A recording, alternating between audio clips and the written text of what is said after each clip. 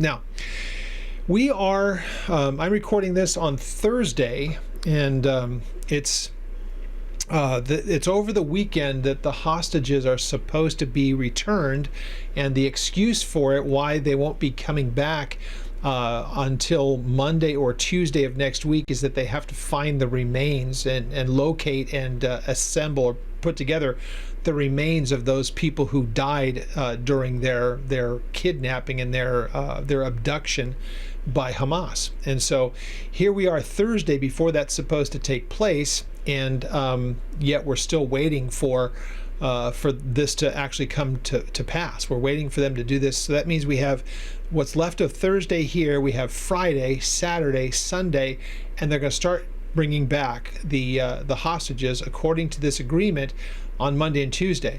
And so, to me, first of all, my skeptical part of this goes, man, that's a lot of days between here and there. And according to what I've heard, President Trump said that all has to be done at the same time.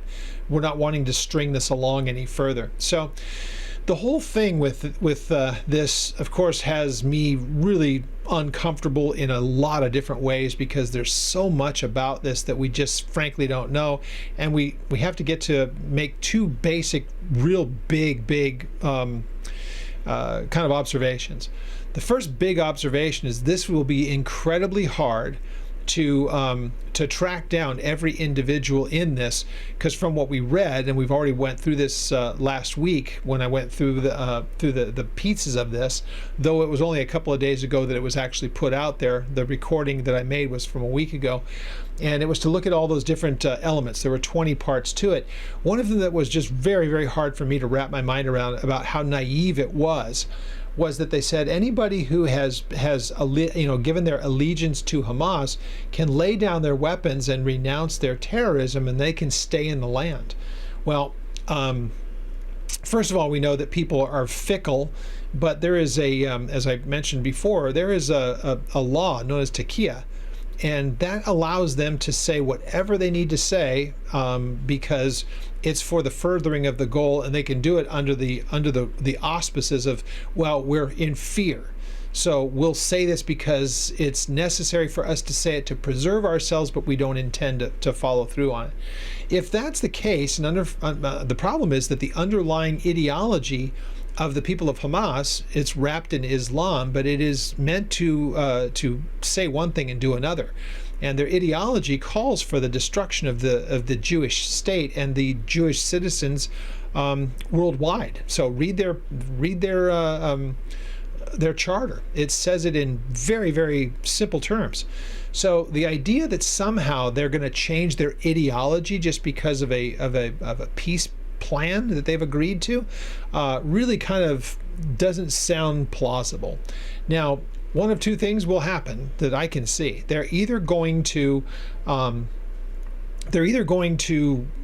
it up between now and then, do something that will just make the whole thing fall apart, or they see this as their opportunity to get the pressure off of them, because they're also being offered to stay in the territory.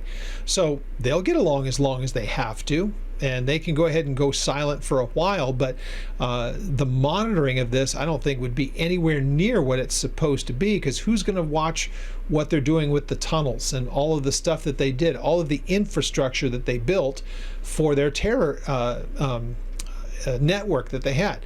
Now, much of Gaza is destroyed above ground, but clearly there's still plenty of stuff underground, because they've been able to keep the hostages and been able to pop up and fire on Israeli troops. So the idea that Gaza is now to the point where it's completely subdued and we can put in something like this and Israel can step back away from it, they're the ones who are going to be attacked. So the idea that they're not actually standing there watching all of this, and that they're not going to have that kind of oversight, but it'll be done from other nations, you're going to have all the conspiracy people are going to go crazy over that this is basically playing right into their hands. And I'm not of that view. I'm of the view that this is incredibly naive. And I don't think that people know the depths of the evil that these people are a part of, because they don't understand the spiritual aspect of it. That's my concern. So no one, unless, see, the only reason we know this is because the Bible makes it pretty clear about what the devil is capable of doing through the people who have allied themselves with him. Whether they realize it or not, it's like if they're not for us, they're against us. So the recognition that there would be those who know and recognize who Jesus is, and then there's everybody else, and I don't care what they claim as their belief. Doesn't matter. In this case, the people who are of this belief are violently opposed to anything that is Israel. So my fear is that we are going to be back in the exact same place years from now where we are, previous to October the 7th of 23.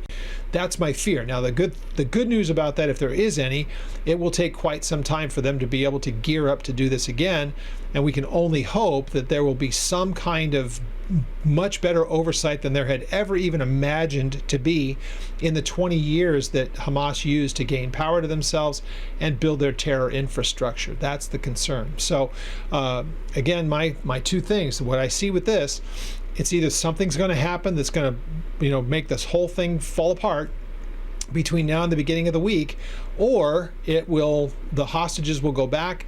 Hamas will be able to mention some kind of grievance that happens, and they're going to take up arms again, and then we're going to be right back to this same place. Or down the road, they're going to be able to rebuild. But to think that somehow Hamas feels totally different now, and that they go, we've learned our lesson, we're good with this, we'll return the hostages, sorry, we just want to live a peaceable life here in our territory.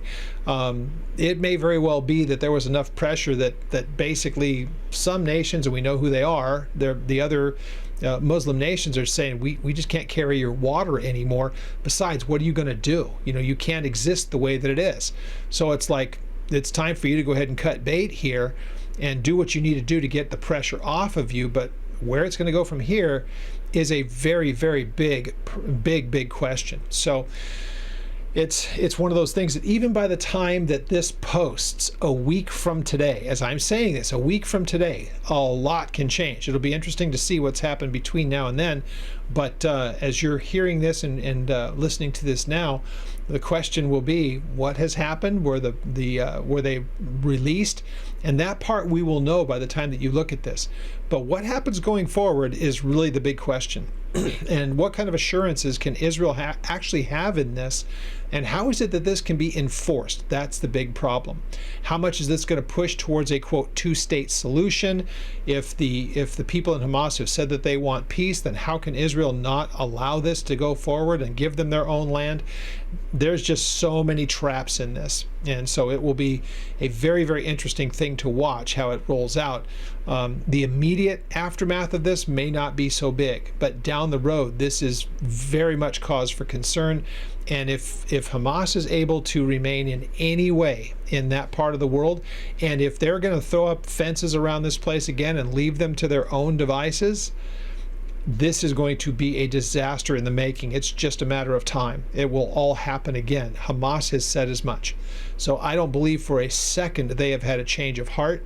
It's just either they're doing this as subterfuge, they're going to do something, in these coming days, or it's a way of trying to get the heat off of what's left of them so that they can hopefully regroup and start over again, thinking that they have a seat at the table in Gaza. So it's going to be very, very interesting. They're going to probably try to just relabel and rebrand, but it's going to be the same problem that brought us to this point. So it will be quite interesting to watch this, and we'll be seeing it in the days to come and where it goes from here. So the next few days will be very, very interesting. What happens by Monday and Tuesday, to you as you're hearing this, what happened just a couple of days ago, Monday, Tuesday? Were all the hostages actually released? Did anything happen between here and there?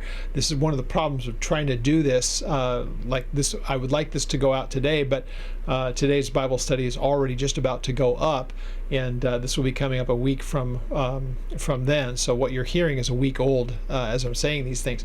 But some of this will extend well beyond a week, and so what's going to happen next? But it's all the potentials, but we ought to be eyes wide open looking forward. If they're able to get over the hurdle, the first part of this is to get the hostages back.